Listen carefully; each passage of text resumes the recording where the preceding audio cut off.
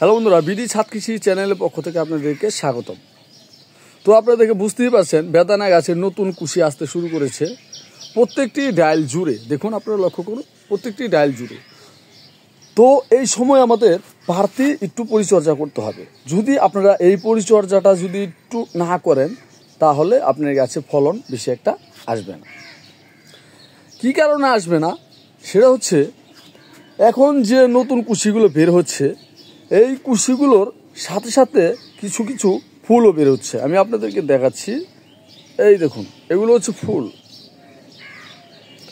কিছু কিছু ফুলও এর সাথে সাথে বের হচ্ছে। আর এই সময় আমরা গাছে কয়েকটা স্প্রে করব। যদি স্প্রে না করি তাহলে গাছের যে পাতাগুলো সেগুলো কুকড়ে যাবে অথবা মারা যাবে। এর ফলে আমাদের গাছের ফলন কমে যাবে। তাই আমাদেরকে অবশ্যই লক্ষ্য রাখতে হবে যে প্রচুর ফলন পাওয়ার জন্য স্প্রে করাটা খুবই জরুরি। তার জন্য আমরা গাছে এখন কি দেব, এই সময় আমরা গাছে দেব ছত্রাকনাশক ওষুধ, ইমিটাপ এবং ভাইটামিন।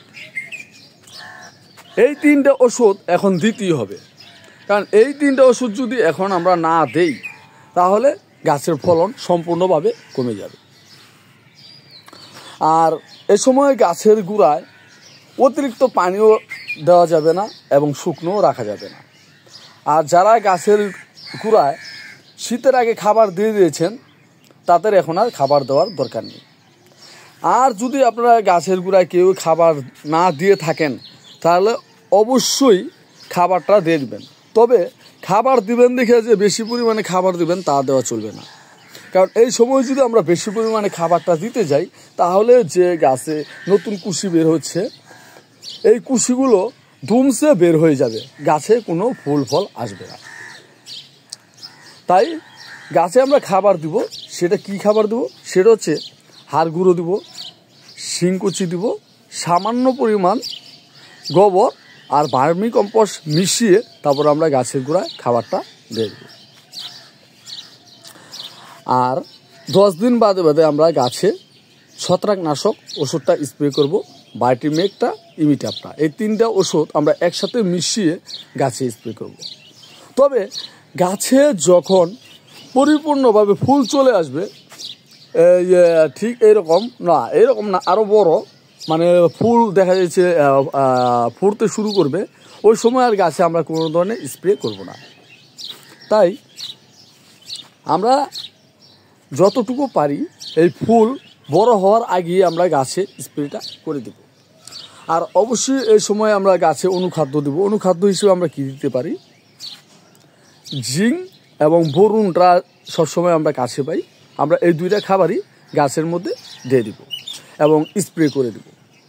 গাছের গোড়ায় যদি আমরা বোরন এবং জিঙ্কটা দিয়ে দিই তাহলে ফিমেল ফুলের মাত্রাটা বেশি আসবে। আর আমরা অনেকেই জানি যে বোরনের অভাবে ডালিমে ফেটে যায়, ফুল ঝরে যায়, ফুল কম আসে, সেটা কিন্তু আমরা অনেকেই জানি। তাই অবশ্যই বোরন এবং জিঙ্কটা আমরা গাছের গোড়ায় দিয়ে দিব। সেটা কি মাত্রায় দিব, যেমন এখানে আপনারা দেখে বুঝতেই পারছেন, একটি হাফ ড্রাম আমরা 1 লিটার পানিতে 1 চামচ বোরন, আধা চামচ জিঙ্ক মিশিয়ে আমরা গাছের গোড়ায় দিয়ে দিব। আর স্প্রেটাও আপনারা ঠিক এইভাবেই করতে পারেন। তো আপনারা দেখে বুঝতেই পারছেন বেদানা গাছে সম্পূর্ণভাবে পাতা এখন আসতে শুরু করেছে। এই সময় ছোট এক ধরনের মাকড়সা আছে, ওরা এই পাতার আগাগুলোকে কেটে ফেলে, এর ফলে পাতাগুলো মরে যায়, কুকড়ে যায়। তাই আমাদেরকে অবশ্যই ইমিটাপ এবং ভাইটামিন এবং ছত্রাকনাশক ওষুধটা তিনটে একসাথে মিশিয়ে আমরা গাছে স্প্রে করে দিই। ছত্রাকনাশকটা দেওয়ার কারণ হচ্ছে গাছে ফাঙ্গাস লাগে। এই দেখুন, এই পাতাটা লক্ষ্য করুন, এটা হচ্ছে ছত্রাকের আক্রমণ। কারণ ছত্রাক হলে, গাছে ফাঙ্গাস হলে আস্তে আস্তে ডাইলগুলো মরে যায়, পাতাগুলো ঝরে যায়। তাই আমাদের অবশ্যই ছত্রাকনাশক ওষুধটা ব্যবহার করতে হবে। আমরা যদি এইভাবে ঠিকঠাক পরিচর্যা করতে পারি এবং সকাল বিকাল গাছের গোড়াটা লক্ষ্য রাখতে হবে যে পানিটা যাতে কমে না যায় এবং বেশিও যাতে না হয়। যদি আমরা পরিপূর্ণভাবে দিতে পারি তাহলে আমাদের গাছে প্রচুর পরিমাণে ফলন চলে আসবে। এখন প্রত্যেকটি বেদানা গাছই এরকম নতুন নতুন কুশি বের হবে আর এর সাথে সাথে ফুল চলে আসবে। তাই আমাদেরকে একটু পরিচর্যা অবশ্যই করতে হবে। আমার এখানে ওই আরেকটি গাছ আছে, এই গাছটিও আপনারা লক্ষ্য করুন, এ তো নতুন নতুন কুশি আসতে শুরু করেছে। যখন আমরা দেখব কুশিগুলো অনেক বড় হয়ে গেছে, প্রায় 6 ইঞ্চির রকম, তখনই আমরা প্রত্যেকটি কুশির আগা আমরা কেটে দেব। আমি কিন্তু এই গাছটি পোনিং করে দিয়েছি, আপনারা দেখুন, লক্ষ্য করুন, প্রত্যেকটি ডাল আমি পোনিং করে দিয়েছি। এই দেখুন, এই দেখুন, কারণ আপনারা যত বেশি পোনিং করবেন তত বেশি গাছে ফলন পাবেন। বেদানা গাছের নিয়ম হচ্ছে, বেদানা গাছ যখন ফল দেয় সেই ডালে ফল খুবই কম দেয়, তাই আমাদেরকে পোনিংটা অবশ্যই মাস্ট করতে হবে। আমি এখানে যে পোনিংটা করছি এটা হচ্ছে হাত পোনিং।